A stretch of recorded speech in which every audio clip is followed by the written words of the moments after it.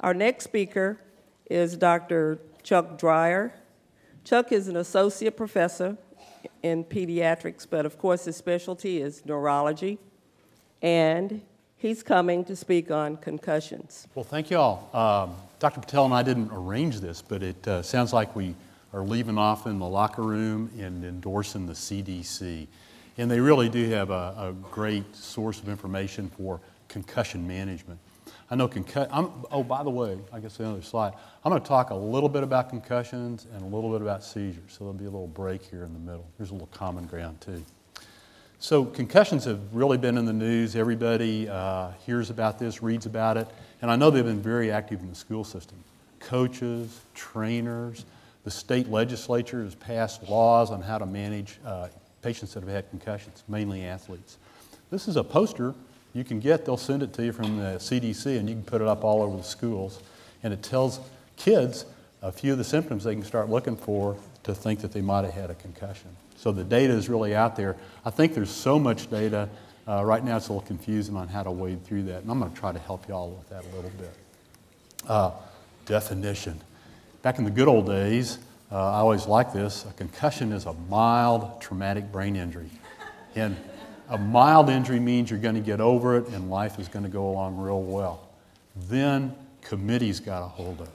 Okay. And now it's a complex pathophysiological process that affects the brain due to traumatic biochemical forces. And there are 5 major features here. Okay.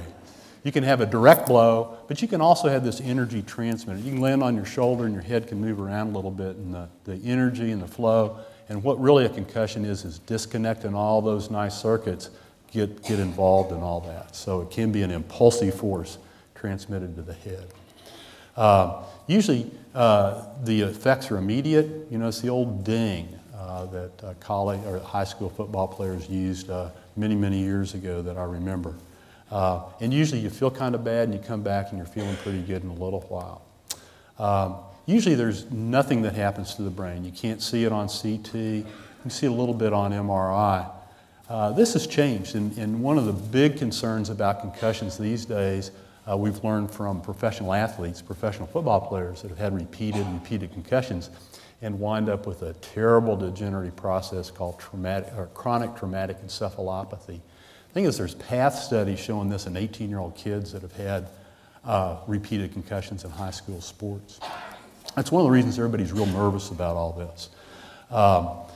Usually with the concussion, things get better over a period of time. It can be a few hours, a few days, and for some people, it's weeks and months. Sometimes the resultant symptoms last a lot longer than anybody would expect, and that's kind of what everybody's awareness has been raised about lately. And again, no abnormality that you really see on any ways you can image this after a while. And that's changing too. So there'll be a new definition down the road here in the next year or so. I'll put this slide up here. I really like it for 2 reasons. It's kind of ugly. I appreciate that. But it points out very nicely the incidence and the age range across the spectrum. You really look at those high yellow bars, those are all the boys, and those are all school-age boys. So this is really the target audience. You see this all the time. You're really at ground zero for where mild traumatic brain injury occurs in that age group. You know, we know guys are rowdy, but the other thing I think this slide points out real well is the second group on this are girls in the same age group. You know, and if you just took away the boy thing, there's a lot of head injuries in girls, and I think I'm going to highlight that a little bit. Football, of course, particularly in Texas, is #1 cause of athletic concussion. Now there's a slide over here. What is this? Injury rate per 1,000 athletic exposures is how they put all those numbers up. What does that mean? That's a practice. So if you have a 50-man, 50 team, you're out there practicing 5 days a week, that's 250 athletic exposures right there. So in 4 weeks' time, you're going to have a concussion, you know, in football. Look at #2. It's girls soccer, and it's pretty high compared to all the rest of them. Matter of fact, to look at boys soccer, you go all the way down the list, and that's #4. And then what's #5? It's girls basketball again. So there's really a high incidence of mild traumatic brain injury in girls' sports as well. And these are sports. You know, Heck, I've had kids that have had concussions from standing up from their desk and hitting their head on a bookshelf, you know. So that happens around the class. You have kids falling. You have lots of bumps on the head. Most unintentional, you know, but there are a few of the other kind too. Used to be also we had different classifications for concussion, and we had 3 major ones. Now, really, it's any of these 28 symptoms up there. And this slide kind of aggregates them along a few lines. But if you have any of these symptoms after a head injury, you're thinking that person has a concussion. You know, that really is all it is to it. So probably the most common problem we see in our outpatient clinics are kids with migraine. Headache, nausea, vomiting, sensitivity to light, sensitivity to noise.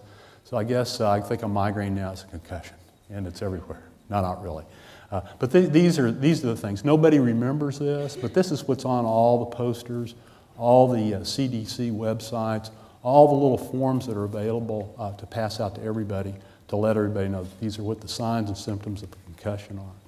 And the other thing, remember, this can go on for weeks. You know, that's atypical, but it certainly does happen frequently enough, and that's what everybody's kind of monitoring.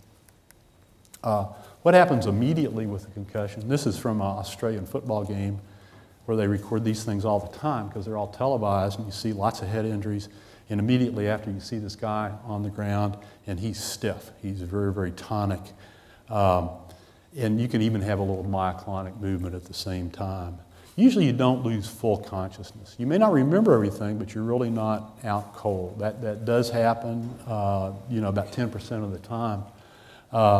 And that's always a concern because how do you know it's a concussion? Concussion's mild. How do you know it isn't a more serious brain injury? So that's why these folks get taken to the emergency room, they get scanned, they get watched for a while. Granted, they're going to have concussion most of the time at the end, but there are always a few potentially really devastating things that can happen at the same time there is a concussion. Those folks are going to have these symptoms there. So we're always going to err on the safe side. And that's the same thing with the seizure, although real brief seizures right after concussion usually don't indicate anything serious about that. And then later, and this is what's going to happen the Friday night football game, and they come back and they're in school the following week and the week after that. They're going to complain of headache. They're going to not remember the events right around it. And the longer the period of amnesia, if they don't remember that whole day and really didn't remember anything until Sunday, that's a long time. And that probably indicates there may be more of a serious injury. Also, these kids just aren't themselves. And they may be a little bit more anxious. They may be a little bit more irritable. They have trouble concentrating and focusing. A lot like infections, skin infections, kids aren't always going to tell you this. It may be that they don't understand what's going on with them, and that's what this whole education program is out there for students to understand that they may be doing that. The symptoms may show up several hours or the next day or two after the injury. And then sometime, there is this team concept that you don't want to let anybody down, and you're just going to kind of take it and keep on pushing. And besides that, if you tell somebody these days, they're liable to set you in front of these machines we'll talk a little bit about, and you're not going to play. So nobody wants to do that. So there is a little bit of resistance on some of the players to keep the symptoms to themselves. This is another thing you can get from CDC. It's for coaches. It's got adhesive on the back, and they can put it on their clipboard.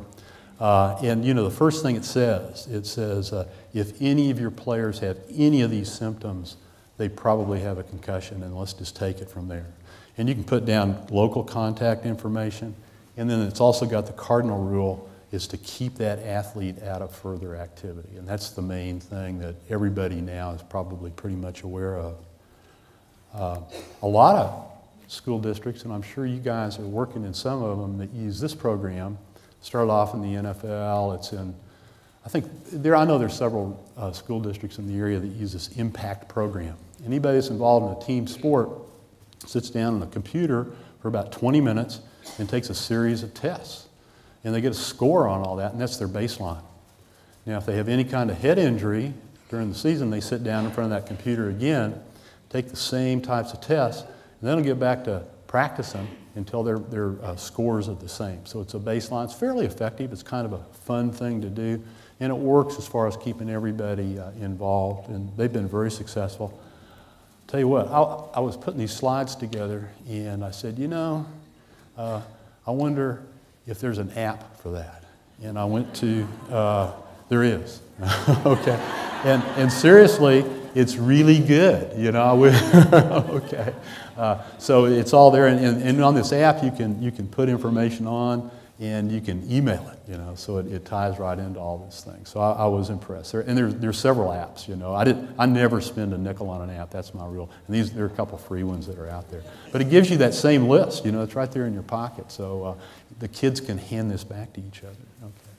Okay. This is, I'm not going to go over this, but this is the kind of data that you really generate from this whole process. And so I'm impressed with the way it kind of consolidates things.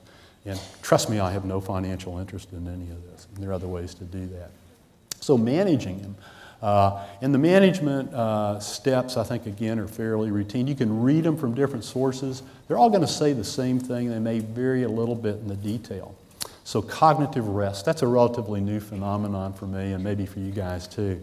And that basically is, you don't want them using their brain at all. Again, their circuitry has been disrupted, and so the best thing to do is just let that brain relax. You don't want them thinking, you know, you really don't.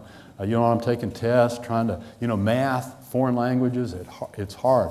They do this stuff and they start getting a headache, you know, and a few other things. They can't concentrate. So really, that's what cognitive rest is. You just give them all sorts of breaks and give them time to kind of recover. Again, we might be talking about several days or a few weeks for folks.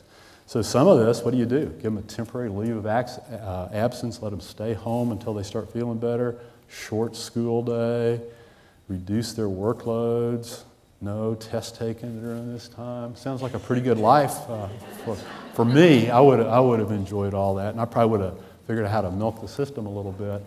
And let's face it, you know, kids haven't changed in a lot of ways in those days. So it is difficult, I think, for people to understand. This actually happens, so it really is a real thing. And that's one of the major changes in the way we've approached all that. So you guys are right at the front lines where all this is really going on. And again, you probably have policies in place to handle this. And besides, it's not all fun. This is what you can say, okay, you don't have to do any of this stuff, but you can't do this. So you're going to take away their video games, computer, screen time as well. So that's not very cool. Then you'll get their attention and see some rapid recovery. No loud music, you know, so you got to turn down the iPods, iPhones. Sunglasses are kind of cool, you know, so you can do that for phonophobia. And the other thing is we don't want these kids out driving. You know, you really don't. Their reaction times are going to be delayed and everything. So they've got some incentive to kind of get back in game and to really accurately report the symptoms that they're experiencing. Now the physical rest is also, it's a little bit easier, you know, it's a little bit more stepwise, but it's the same thing. You really don't want more blood flow. You don't want more cerebral blood flow. So the best thing to do that is just take it slow and easy. And there's a stepped pattern that you just keep upping it just a little by little as long as you're not experiencing any of the symptoms that we talked about earlier.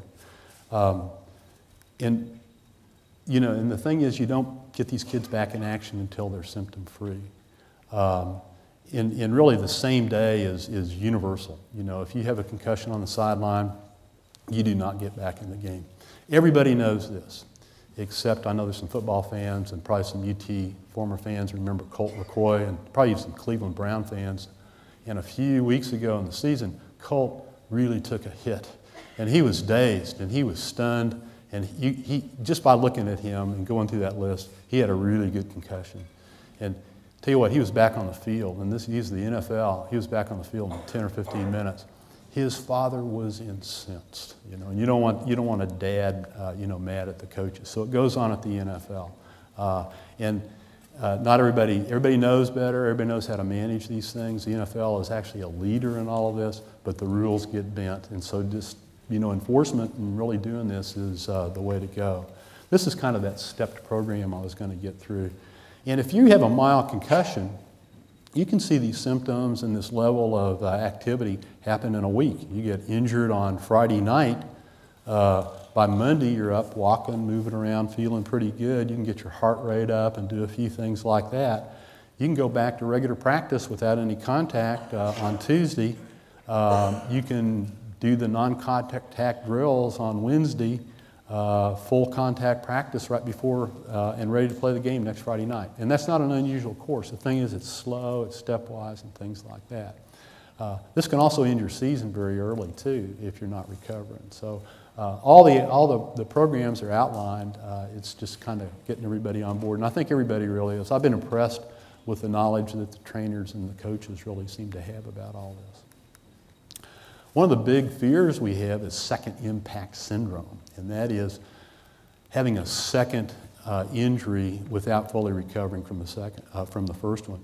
And this can rapidly become fatal. So a mild concussion, not quite getting back to normal, a second concussion in a few days, and then you get cerebral vascular congestion, cerebral edema, and death. It doesn't happen very often. There are only about 20, 25 cases in the literature in the last 20 years. But it does happen, it's devastating. And that's one of the reasons it's in the back of everybody's mind why these rules and regulations and ways to get players back in really make all the sense in the world. The other thing is, looking at the data, the younger the athlete, the more they are susceptible to this. I've had one contact with a patient, this is a little plug, in boxing, in Golden Glove boxing, 16-year-old boy. Boxing is not a good sport. There's no pediatrician or neurologist that's going to recommend boxing for anybody. Okay. If you have if these symptoms last about 3 times, it's another big issue, or if you've had 3 concussions in a season, should you be participating in that sport? And I think I like to enlist mothers, and usually you can, it doesn't come up very often, but it does, and you can use very good medical data to kind of suggest they try something else. And one experience was a really good high school football player that was looking at scholarships, and in addition to concussions, he had stingers, which are not good, and a few other things.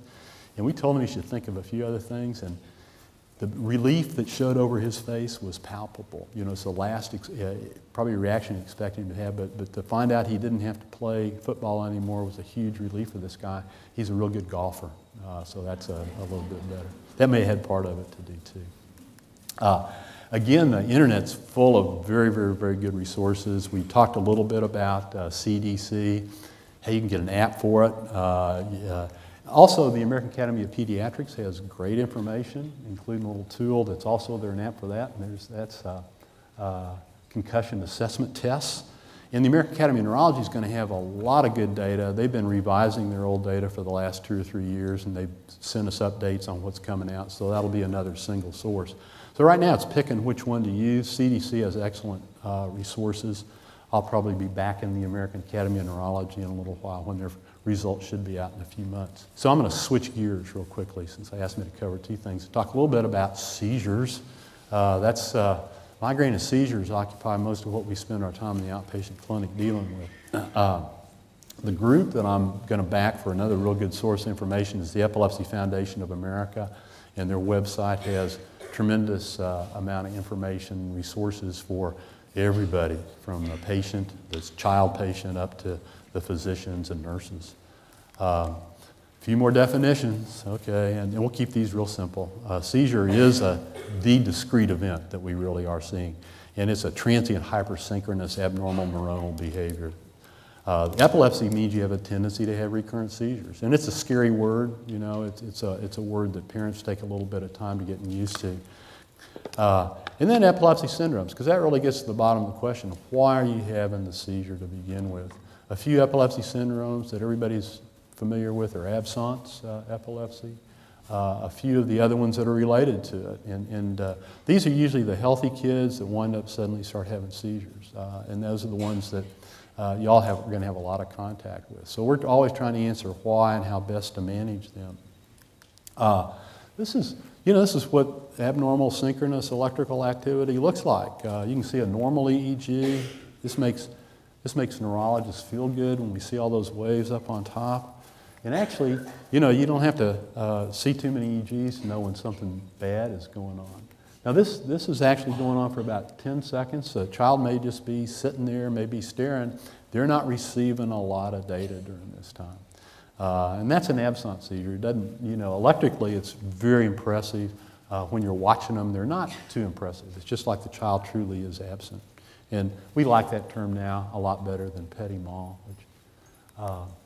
So one of the questions we always have, and I think you're there, and the descriptions we get from teachers and school nurses is the best information we have to go on there.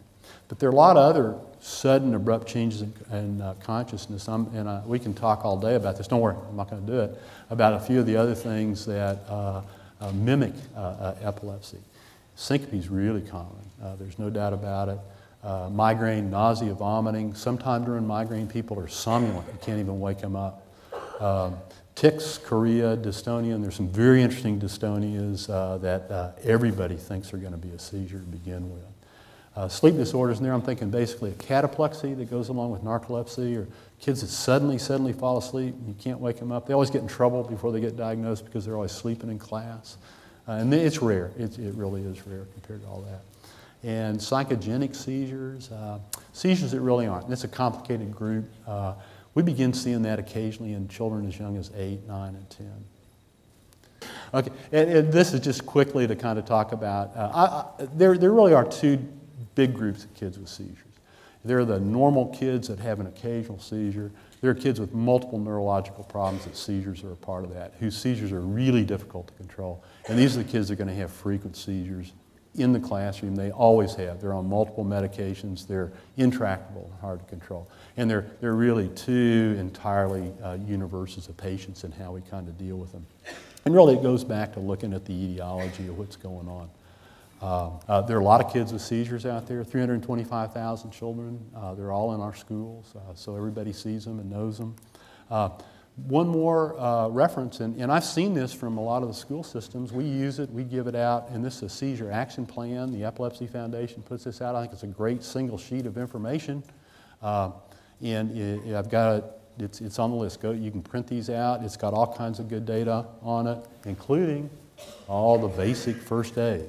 And y'all probably know this. Usually seizures are terrifying. You know, parents, the first time they see their child have a seizure, they think they're going to die and they never forget it. And it has that effect on everybody. And these are very nice procedures that we've all kind of gone through and know about. And I like the first rule, and that is stay calm. Okay? Take your pulse, as they used to say. But also, you don't have to do much. Never put anything in their mouth. You can put a child on their side. We are worried a little bit about vomiting that goes along with some potential aspiration. And you can kind of protect their head if they're having a generalized seizure. Okay. All of our drugs, there are 18 of them up there. They're strong drugs, and we appreciate it. There's side effects that affect all of them. We try to balance all that out. I have one slide on this drug because I hear a lot about it and I don't use it very much, and it's Diastat, okay? And you guys know about it. And I just thought the interesting thing, and I wanted to point it out, was the price. Okay? And it's Valium, you know, or diazepam, the good old generic, you know. So anyway, it's got its place, and I use it very, very irregularly. If somebody has a question about it, I'd be glad to chat and hear the sources. And I'm going to get out of here on time, so Dr. Rogers won't be too mad at me. Thank you.